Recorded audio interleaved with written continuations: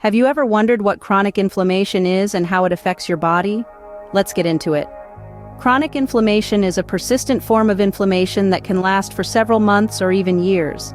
It often results from a failure to eliminate the cause of an acute inflammation, an autoimmune response to a self-antigen, or a chronic irritant of low intensity that persists in the body. Chronic inflammation can be silent, often causing damage without any noticeable symptoms, and that's what makes it so dangerous. Now that we know what chronic inflammation is, let's delve into how it affects our bodies. Chronic inflammation is like a silent intruder, quietly wreaking havoc in our systems.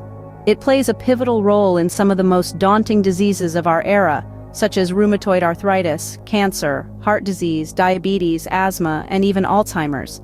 But how does it do this? Chronic inflammation disrupts the normal functioning of our cells and organs. It can cause DNA damage, lead to the death of tissue, and create internal scarring. These disruptions to our body's natural processes are like tiny internal storms, continually causing damage. So, chronic inflammation, while a natural response, can turn against us if it persists over time. Understanding the pathology of chronic inflammation is key to preventing and managing it. In a nutshell, chronic inflammation is a persistent form of inflammation, enduring for months or even years.